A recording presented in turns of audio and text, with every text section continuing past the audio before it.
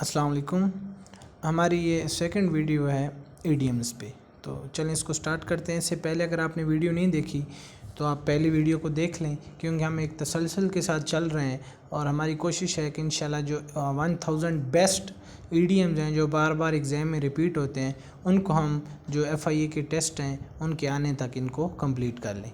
क्योंकि पीपीएससी के टेस्ट अभी दूर हैं, उसके लिए भी ये हेल्पफुल हैं ही, लेकिन अभी क्योंकि एफआईए के टेस्ट आने वाले हैं तो उसके लिए ये बहुत ज़्यादा ज़रूरी है। तो पहला जो हमारे पास ईडीएम है वो है to be on the carpet. इसका क्या मतलब है? टू बी अंडर डिस्कशन, कोई चीज़ ज़ेर बहस होना है, कोई चीज़ डिस्कशन में। अब इसकी एग्जांपल आप ऐसे ले सकते हैं या आप इसको याद ऐसे कर सकते हैं कि अगर आप बैठे हैं कारपेट के नीचे, बैठे हैं कारपेट के ऊपर और कोई चीज़ आपके सामने पड़ी है, मूंगफली पड़ी है, आप सबकी तवज्जो उसी की तरफ है, सब उसी को खा रहे हैं और बातें भी कर रहे हैं। तो कोई चीज़ ज़ेर बहस है, कोई भी टॉपिक है जो ज़ेर बहस है, तो हम कहते हैं उसे कहते हैं to be on the carpet. ये जो टॉपिक है, ये जो चीज़ है, ये जो प्रॉब्लम है, ये ऑन द कारपेट है, मतलब ये ज़ेर बहस है। To be on the last leg, अगला क्या है हमारे पास? To be on the last leg मतलब एक आपके पास बिल्डिंग है और उसके नीचे पिलर्स हैं, तमाम पिलर्स टूट चुके हैं, एक ही पिलर रह गया है। तो आप क्या कहेंगे? To be on the last pillar, to be on the last leg मतलब कोई चीज़ ख़त्म होने के करीब है, गिरने के करीब है। आप वर्ड देखिए, आपको समझ आ रहा है, इनके मतलब फ्रेज से समझ आ रहा है कि कोई चीज़ ख़त्म होने के करीब है, गिरने के करीब है, कोलैप्स करने के करीब है, तो हम कहेंगे to be on the last leg. To be out of sorts, अगला क्या है हमारे पास? To be out of sort मतलब बीमार होना, ठीक ना होना, अनवेल होना। किसी की तबीयत ठीक नहीं है तो हम कहेंगे he is out of sort. Out of order है, जिस तरह मशीन के लिए हम वर्ड यूज़ करते हैं it is out of order, कि my camera is out of order. तो लेकिन इंसान के लिए हम यूज़ करेंगे आउट ऑफ सॉर्ट। ये आपने उसको उससे रिलेट करके इसको याद रखना है। मशीन के लिए तो हम पढ़ते हैं ना, ये 9th-10th की बुक्स में भी हमने पढ़ा था, my camera is out of order, please give me your camera. एक लेटर था, हम दोस्त को लिखते थे कैमरा मांगने के लिए, उसी से आपने याद रखना है to be out of sort. Out of sort का क्या मतलब है? बीमार होना। जहाँ जैसे वहाँ पे कैमरा ख़राब थे, यहाँ पे आदमी बीमार है। To be under a cloud, अब याद रखें, एक हमने पीछे पढ़ा है जो फर्स्ट वीडियो, उसमें एक ईडियम आया था to see in the cloud, मतलब जो बंदा किसी चीज़ में खोया होता है उसे हम कहते हैं to see in the cloud, कि वो आसमान की तरफ देख रहा है। और यहाँ पे to be under a cloud, कि आप to be out of favour या ज़ेर ताब हैं, शक की, आप पर शक किया जा रहा है, तो उसके लिए एक वर्ड यूज़ होता है ये to be under a cloud. आप पर कोई शक किया जा रहा है, किसी ने कोई चोरी की और पुलिस उस पर नज़र रख रही है, तो वो कहेगा कि मैं अंडर क्लाउड हूँ, कि मुझ पर शक किया जा रहा है, मैं या मुझ पर, दूसरे वर्ड में आप ये भी कह सकते हैं मुझ पर जुल्म किया जा रहा है। अब इसको याद कैसे करना है? इसको याद ऐसे करना है कि जैसे अब हम अपने जो राजनपुर और इन एरियाज़ में देखें तो वहाँ पर वो क्लाउड के अंडर है, वहाँ पर बादल आए हुए हैं, सुबह शाम बरस रहे हैं और जो तबाही मची हुई है और ज़्यादा तबाही हो रही है। तो इसको आपने ऐसे याद करना है, वो भी अंडर अ क्लाउड है, मतलब ज़ेर ताब हैं, परेशानी का शिकार हैं, जुल्म का शिकार हैं। तो इसी तरह आपने इसको रिलेट करके, इनका मकसद ये होता है ये ट्रिक बताने का, कि ये फिर आपको पेपर में बड़ा हेल्प करते हैं। जब पेपर में फ़ौरन से आपने इसको एक मरतबा ट्रिक के साथ पढ़ा होता है तो वो चीज़ आपको क्लिक कर जाती है पेपर में। इससे अगला है to be under one's thumb, किसी के मुकम्मल कंट्रोल में होना, to be under someone control. इसको हम उर्दू में कहते हैं ना अपनी ज़ुबान में, या सराइकी में हम कहते हैं वो मेरे हाथ तले, वो मेरे हाथ तले मतलब मेरे फुल कंट्रोल लीजिए। तो इसी को इंग्लिश में हम कहते हैं to be one's under one's thumb, वो मेरे अंगूठे के नीचे है, मेरे बिल्कुल कंट्रोल में है। To be under someone control के लिए क्या यूज़ होता है? To be under one's thumb. To be the order of the day, next हमारे पास क्या है? To be the order of the day, कोई काम जो फिल ज़माने में हो रहा है, समथिंग विच इज़ पॉपुलर, या जो कोई फैशन है, आप कह सकते हैं जो चीज़ फैशन बन चुकी है, उसे हम कहते हैं ये ऑर्डर ऑफ द डे है। मतलब पाकिस्तान में अगर बात करें तो मुनाफाखोरी ऑर्डर ऑफ द डे है। अगर सियासतदानों की बात करें तो वो उनका जो धोखाधड़ी है और वो अपनी पावर के लिए सब कुछ करना, वो ऑर्डर ऑफ द डे है, उसको वो बुरा नहीं समझते, वो कहते हैं ये तो फैशन है, ये चल पड़ा, हर बंदा इसी तरह कर रहा है, तो ये एक ऑर्डर बन गया, ऑर्डर ऑफ द डे बन गया। एक और एमसीक्यू ये जो भी आ रहा है ये बड़ा फेमस है, to be the chip of the old block, to be the chip of the old block, इसका क्या मतलब है? एक ब्लॉक है, उसमें से आपने एक ईंट निकाली है। अब जाहिर है जैसे वो पूरा बिल्डिंग का ब्लॉक है, वो ईंट भी वैसी ही होगी, उसके अंदर भी वही प्रॉपर्टीज़ होंगी जिससे वो पूरी बिल्डिंग मिल के बनी है। तो इसका मतलब ये होता है to have the same nature और करेक्टर्स लाइक यूर फैमिली और पेरेंट्स। ये बहुत मशहूर ये इडियम है, यूज़ होता है पेपर में। To be a chip of old block मतलब जैसे आपके वालिदैन, जैसे आपका ख़ानदान, आपकी भी वैसी खसलत। आप एक अच्छी फैमिली से बिलोंग करते हैं, आपकी फैमिली अच्छी है, पेरेंट्स अच्छे हैं, तो आप भी अच्छे होंगे। आप भी उसी, क्योंकि ब्लॉक की एक चिप है, एक ब्लॉक का पार्ट है। तो जैसा आपका ख़ानदान होगा वैसे ही बिल्कुल आप होंगे। आपने इसको ऐसे याद करना है। To be out of pocket, to be out of pocket बिल्कुल देख के समझ आ रहा है, पढ़ के समझ आ रहा है। टू हैव नो मनी जिसके पास ज़रूरत के वक्त पैसे ना हो, फ़ौरन से वो जेब को बाहर निकाले। आउट ऑफ पॉकेट मतलब जेब में हाथ डाले और जेब को ऐसे उल्टा कर दे, देखे मेरे पास कुछ भी नहीं है, तो उसके लिए इंग्लिश में वर्ड यूज़ होता है आउट ऑफ पॉकेट। इसको आपने वो जेब बाहर निकालने से इसको आपने रिलेट करके याद कर लेना है। To have a roaring trade, roaring किसे कहते हैं? शेर के धाड़ना, धाड़ रहा है, शेर के धाड़ने से क्या होता है? चीज़ एक खौफ बढ़ जाता है। तो रोरिंग ट्रेड का क्या मतलब है? जो ट्रेड फल फूल रही हो, आपका बिजनेस बहुत आगे जा रहा हो, तो उसको कहते हैं कि फ़लाँ बंदे की जो ट्रेड है वो उसकी रोरिंग ट्रेड है, मतलब बहुत ज़्यादा बढ़ रही है, डे बाय डे उसमें सक्सेस हासिल कर रहा है। To have a successful business, roaring trade एक चीज़ बढ़ रही है लगातार। To bring to the hammer, to settle और sell by auction. To bring to the hammer, hammer किसे कहते हैं? कुल्हाड़े को। हम क्या करते हैं, बाज़ औक़ात घर में जो चीज़ें पड़ी होती हैं, हम उनको ये डब्बे टिन वगैरह जब इनको देते हैं, बेचते हैं, तो वो लेने वाले क्या करते हैं, बचपन में वो हथौड़े के साथ उसको, जिसे हम अपनी ज़ुबान में कहते हैं, कूट देते थे, और फिर वो चीज़ें सेल की जाती थी, नीलाम की जाती थी। तो आपने इसको इससे रिलेट करके याद रखना है। To bring to the hammer मतलब कुल्हाड़े के नीचे लाना, मतलब उसको रद्दी करके नीलाम करके बेचना। To strike a bargain, bargain किसे कहते हैं? ये वर्ड तो आपने पढ़ा होगा कि यार बार्गेनिंग सुन्नत है, बार्गेनिंग सवाब है। और फिर दुकानदार भी बार बार कहते हैं यार आपने इतनी बार्गेनिंग की है, आपने चीज़ ली तो नहीं है। टू स्ट्राइक का बार्गेन का मतलब है सौदा तय करना है। बार्गेनिंग कर करके किसी के साथ स्ट्राइक करना, सौदा स्ट्राइक करना, सौदा तय करना। To beat a retreat, to beat a retreat, retreat किसे कहते हैं? शिकस्त खाना, पीछे हटना। टू बीट अ रिट्रीट इतनी बुरी शिकस्त खाना के शिकस्त के बाद भाग जाना। To beat a retreat, retreat किसे कहते हैं? ये तो वर्ड यूज़ होता है, इसका मतलब है शिकस्त खाना। टू बीट अ रिट्रीट का मतलब है शिकस्त खा के भाग जाना। To strike one's flag, to strike one's flag का मतलब है सरेंडर कर देना। आपने एक पकड़ा हुआ है परचम और आप एक दस्ते को लीड कर रहे हैं, अचानक से आप पे इतना सख्ती से हमला होता है कि आप अपने झंडे को गिरा देते हैं। स्ट्राइक करना, गिरा देना। अब झंडे को जैसे ही गिराते हैं तो क्या होता है, जब आप लीडर हैं, आपने झंडा गिरा दिया, जब झंडा गिर गया जो आपका साइन है, तो आप सबको छोड़ना पड़ेगा, भागना पड़ेगा। तो शिकस्त खाना, सरेंडर करना, हथियार डालने को हम क्या कहते हैं? To strike one's flag. To give quarters, quarter किसे कहते हैं? चौथा हिस्सा। आप किसी को तरस खा के, किसी पर तरस खाते हैं, उसे हम क्या कहते हैं? तरस खाना या टू गिव क्वार्टर। ठीक है। और आप इसको याद करने के लिए होता है कि आपके पास कोई मांगने के लिए आ जाता है तो आप क्या करते हैं, जेब में से उसे पैसे निकाल के थोड़े से दे देते हैं। आपकी जेब में 100 रुपये, अब उसको 20 रुपये 30 रुपये दे देते हैं, तो उसे हम क्या, आपने क्या किया, आपने क्वार्टर दे दिया, मतलब आपने उस पर तरस खाया। वो मस्कीन आदमी था, आपने उस पर तरस खाया। तो तरस खाना, टू शो मर्सी के मीनिंग में टू गिव क्वार्टर आता है। On the spur of the moment, ये तो एक कॉमन स्लैंग है, यूज़ होती है बहुत ज़्यादा। On the spur of the moment मैंने डिसाइड किया कि मैंने ये काम करना है। On the spur of moment हमने टूर को डिसाइड कर लिया। On the spur of the moment मैंने उसके जवाब दिया, मतलब फ़ौरन उसी लम्हे आप किसी को किसी चीज़ का जवाब देते हैं, किसी का कोई काम करते हैं, उसको कहते हैं on the spur of the moment, फ़ौरन ही, उसी लम्हे। In the nick of time, ये भी तकरीबन उससे रिलेटेड है। ठीक वक्त पर, just at the right time आपने कोई काम किया है। In the nick of the time, at the nick of the moment आपने कोई काम किया है तो उसे कहेंगे at in the nick of time, just at the right time. At the 11th our, ये बहुत ज़्यादा यूज़ होता है पेपर में, पीपीएससी में। एट द 11th आवर, बिल्कुल लास्ट मोमेंट पे, 12 घंटे होते हैं, 12 घंटे के बाद सीन चेंज हो जाता है, दिन रात में बदल जाता है और आपका सारी क्लॉक चेंज हो जाती है।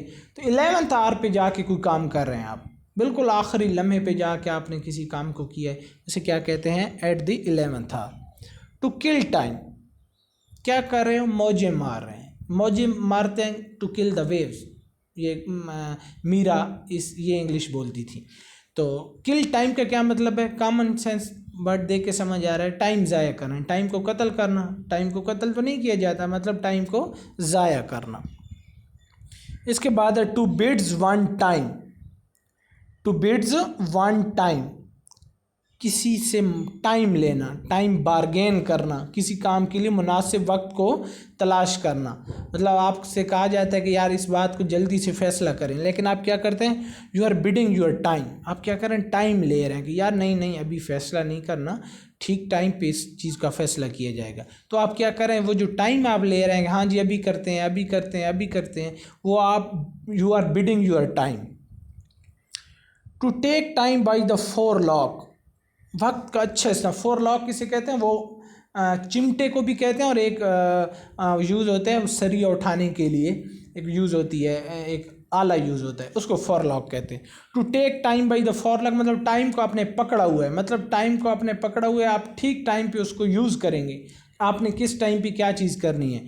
तो to make the best of opportunity, एक अपॉर्चुनिटी आपको मिल गई है, आप इसको बेस्ट कैसे यूज़ करते हैं उसके लिए ये इडियम यूज़ होता है, to take time by the forelock. To weather a storm, ये भी काफ़ी कॉमन है, पेपर में आता है। वेदर अ स्टॉर्म मतलब तूफान आ गया, आपने उसका डट के मुकाबला किए, तो उसके लिए वर्ड यूज़ होता है to weather a storm.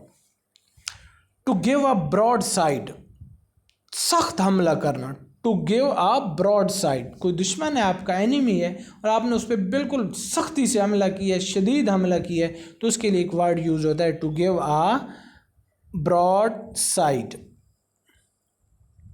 Next है हमारे पास to sail in the same boat, मतलब एक ही कश्ती के सवार होना, एक ही जैसी सिचुएशन का सामना करना। अब एक कश्ती में हैं आप, you are sailing in the same boat, वहाँ पर अगर तूफ़ान आ गया तो अब सब जितने भी कश्ती में बंदे हैं सबके साथ एक किस्म का ही मामला है, सब एक किस्म की परेशानी को फेस कर रहे हैं, तो उसके लिए वर्ड यूज़ होता है to sail in the same boat, मतलब एक जैसी सिचुएशन का सामना करना, डेंजरस सिचुएशन है, सबके लिए कॉमन है। To sail under false colour, किसी को धोखा देना। To sail under false colour मतलब किसी को धोखा देना। ये वर्ड किससे निकला है? पुराने ज़माने में क्या होता था कि एक कंट्री की दूसरे कंट्री के साथ दुश्मनी है, तो वो कंट्री की ज़ाहिर बात ए की बी के साथ दुश्मनी है, तो ए का जहाज़ बी की टेरिटरी में से नहीं गुजर सकता, और हर कंट्री का अपना एक जहाज़ पे झंडा लगा होता था। लेकिन फिर कंट्रीज़ क्या करते थे, अगर उनको गुजरने की मजबूरी होती थी तो वो अपना झंडा तब्दील करके उस एक कंट्री के, जो उनका एनिमी कंट्री है, उसके किसी दोस्त मुल्क का झंडा लगा के वहाँ से गुजर जाते थे। तो वहाँ से ये टर्म निकलती है to sail under false colour, मतलब झंडे का कलर उनका एक गलत होता था, उस पे फिर उनको धोखा दे के वो गुजर जाते थे। तो आप किसी को जब धोखा देते हैं, आप किसी को जब चीट करते हैं, तो उसके लिए ये वर्ड यूज़ होता है। To add fuel to the fire, ये तो कॉमन है, समझाने की ज़रूरत नहीं है, आग लगी हुई है, आप उसके ऊपर फ्यूल डाल रहे हैं, मतलब सिचुएशन को और ज़्यादा ख़राब कर रहे हैं। वो कैब में हमने एक वर्ड पढ़ा है एग्रावेट, आप क्या करें? सिचुएशन को एग्रावेट कर रहे हैं, मज़ीद उसको ख़राब कर रहे हैं, तो ये है to add fuel to the fire. To burn the candle at both ends, अब क्या करें? कैंडल है आपके पास, आप उसको दोनों सिरे से आपने आग लगा दी है, ज़ाहिर है वो रोशनी, एक रोशनी ऑलरेडी उससे भी हो रही थी, आपने दोनों पे लगा दी तो वो जल्दी जल्दी क्या हो जाएगा? ख़त्म हो जाएगी। अगर आप अपनी एनर्जी को या आप अपने पैसे को इसी तरह जल्दी से उड़ा देंगे, फजूल उड़ा देंगे, तो उसके लिए जो इडियम यूज़ होता है वो होता है to burn the candle at both hands. To be not fit to hold candle, अब बाज़ औक़ात ये होता था कि जो बड़ी बड़ी तकरीबात होती थी उनमें लोग आते थे, जो मजहबी तकरीबात होती थी, क्रिश्चियनिटी में। उसमें फिर ये होता था कि उनकी जो सबसे पायस लोग होते थे वो मोमबत्तियाँ पकड़ के खड़े होते थे और उनमें से जो उनके मजहबी पेशवा होते थे वहाँ से गुजर के आते थे। तो अगर कोई वो मोमबत्ती इतना पायस आदमी है तो उसके लिए यूज़ होगा he is fit to hold candle. ठीक है, वो मतलब इस काबिल है, वो किसी चीज़ का मुकाबला कर सकता है, हम सिरी कर सकता है। लेकिन अगर नहीं होगा तो हम कहेंगे to be not fit to hold candle, मतलब टू बी क्वाइट इन्फीरियर, वो इस काबिल ही नहीं है कि उसको इस इतनी अहम जगह पर खड़ा किया जाए। To carry matters with a high hand, अगला है हमारे पास to carry matters with a high hand. मतलब एक वर्ड आपने अक्सर सुना भी होगा, अखबारों में भी पढ़ा होगा कि अब तालिबान को, आज भी था डॉन न्यूज़पेपर में कि Taliban will be dealt with iron hand, मतलब उनको सख्ती से उनका जवाब दिया जाएगा। To carry matter with high hand मतलब सख्ती से किसी जगह सख्त हाथ इस्तेमाल करना, सख्ती करना किसी पर भी। टू टेक स्ट्रॉन्ग मैयर तो उसके लिए यूज़ होता है to carry matter with a high hand.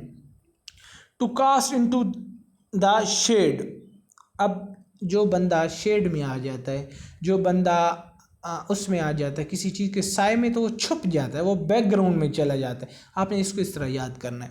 To cast into the shade का मतलब है किसी को बैकग्राउंड में डाल देना, किसी को पीछे डाल देना, किसी को इग्नोर करना या किसी की वैल्यू को डिमिनिश कर देना, कम कर देना, उसके लिए यूज़ होता है to cast into the shade. To cast pearl before swine, एक बहुत ही इंपॉर्टेंट है, बहुत फेमस है। भैंस के आगे बीन बजाना, आप क्या करें, मोती लेके एक ऐसी चीज़ के सामने आप मोती दिखा रहे हैं उसको जिसको उसकी समझ ही नहीं है, उसे पता ही नहीं है ये कितनी कीमती हैं, या आप अपने आर्गूमेंट, अपनी दलील ऐसे बंदे को दे रहे हैं जिससे उसकी परवाह ही नहीं है, कदर ही नहीं है, तो उसके लिए यूज़ होता है to cast pearl before swine.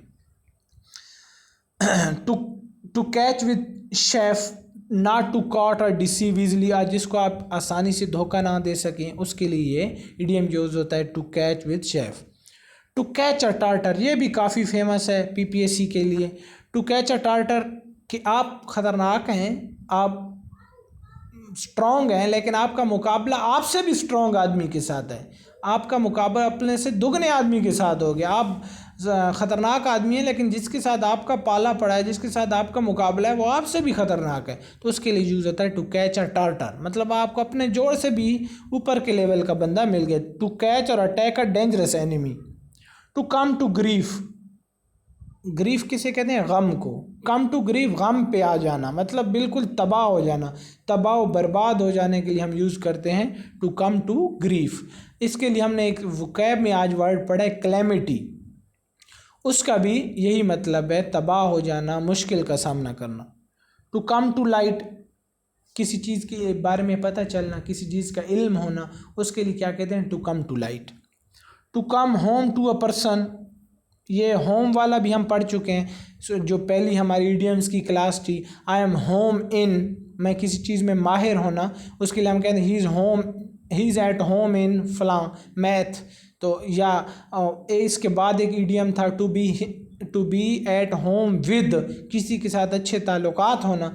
ये है to come home to a person, कोई चीज़ पहले आप किसी को कोई बात समझा रहे हैं, उसको समझ नहीं आ रही, फिर आहिस्ता पता नहीं बार बार आपको उसको समझाते रहते हैं तो उसको वो चीज़ समझ आ जाती है, तो आप क्या कहते हैं, to come home to a person. ये बात, इसको होम टू अ पर्सन, इसको समझ आ गई। To come home to a person का मतलब है कोई चीज़ वाज़े हो जाना, किसी चीज़ की समझ आ जाना।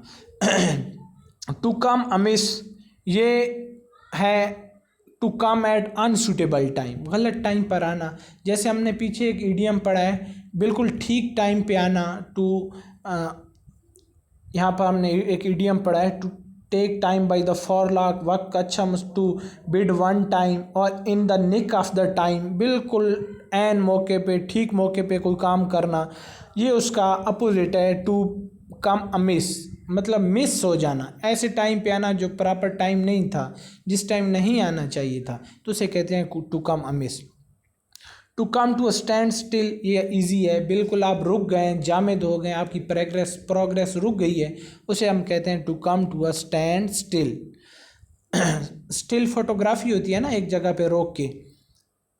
To come off with flying colour, ये भी काफ़ी फेमस है, बिल्कुल ज़बरदस्त कामयाबी हासिल करना, बहुत अच्छे ग्रेड्स लेना, पोजीशन लेना, उसके लिए हम ईडीएम यूज़ करते हैं to come off with flying colour. Flying colour के साथ वो आया है, मतलब उसके पास फ्लाइंग कलर्स हैं, उसको बहुत ज़्यादा, इसको आप ऐसे याद कर सकते हैं, इसको याद करने के लिए कि बचपन में जब हम पोजीशन लेते तो हमें एक ज्योमेट्री मिलती थी जिसमें कलर्स होते थे और उसको बहुत बड़ा इनाम समझा जाता था। फर्स्ट जो पोजीशन लेता था उसको ज्योमेट्री मिलती थी और उसमें जो कलर होते थे 12 कलर होते थे, तो हम कहते थे घर आके जी देखे मैं कलर लेके आया हूँ, फ्लाइंग कलर्स लेके आया हूँ, मतलब बहुत बड़ी मैंने कामयाबी हासिल की है। To cut the Gordian knot. Gordian knot किसे कहते हैं? नॉट कहते हैं गांठ को। गॉर्डियन नॉट बहुत बड़ी गांठ जो उलझी हुई गांठ होती है उसे कहते हैं Gordian knot. To cut the Gordian knot मतलब आपने उस गांठ को खोल के काट दिया है, तो आपने बहुत कोई मुश्किल मसला हल कर दिया है, उसके लिए ईडीएम यूज़ होता है। कोई बहुत बड़ा काम आप करते हैं, बहुत मुश्किल काम, तो उसके लिए ईडीएम यूज़ होता है to cut the Gordian knot. To cut a figure, खूबसूरत लगना, नुमाया लगना। इसी के साथ के एक और ईडियम है to cut a sorry figure, शर्मिंदा होना। अगर होगा टू कट अ फिगर उसका मतलब है नुमाया लगना, खूबसूरत लगना, आपका एक बड़ी अच्छी फिगर लग रहे हैं आप, बड़ा अच्छा पर्सनैलिटी आपकी, वेल डेवलप्ड हैं आप। लेकिन to cut a sorry figure जब होगा, सॉरी का वर्ड आ जाएगा, फिर उसका मतलब होगा शर्मिंदा होना। ये भी ईडियम है, आगे आएगा। To do a thing with fits and start, अचानक से कोई काम शुरू कर देना, इरेगुलरली, बग़ैर किसी तरतीब के कोई काम शुरू कर देंगे तो आप कहेंगे कि he has done this thing with fits and start. बाद वक़्त बारिश के लिए भी ये वर्ड यूज़ होता है। बारिश जब बेतहाशा शुरू हो जाती है, बहुत ज़्यादा, बग़ैर मतलब पहले धूप थी और अचानक से तेज़ बारिश शुरू हो गई है बेतरतीब, तो उसके लिए द रेन है स्टार्टेड फिट्स एंड स्टार्ट, उसके लिए भी यूज़ होते हैं। To do a thing off hand, ये आज का हमारा लास्ट है। ऑफ हैंड मतलब जिसे हम सराइकी में कहते हैं ये तो मेरे खब्बे हाथ ना कमाल है, ये तो मेरे हिक्के हाथ ना कमाल है। ऑफ हैंड का क्या मतलब है? जो काम है आपके लिए बहुत आसान हो, जो आप क्या करें बग़ैर तैयारी के भी कर सकें, जो काम आप बग़ैर तैयारी के, बग़ैर मेहनत के कर लें, जो आपके लिए ईजी हो, उसको हम क्या कहते हैं? To do a thing off hand. I think आज के लिए इतनी काफ़ी है। इसके बाद मज़ीद हम इस सीरीज़ को लेकर चलेंगे और 1000 जो सबसे इम्पोर्टेंट ईडियम है जो पेपर में बार बार रिपीट होता है उसको इंशाल्लाह करेंगे। आप मेरे चैनल को सब्सक्राइब करें और बेल आइकन को दबा दें ताकि डेली बेसिस पे जो हम ईडियम्स के, सिनोनिम के, एंटोनिम के, इसी तरह आपके पास वन वर्ड सब्स्टिट्यूशन और ग्रामर रूल्स के जो लेक्चर अपलोड करें ताकि वो आपको रेगुलरली मिलते रहें।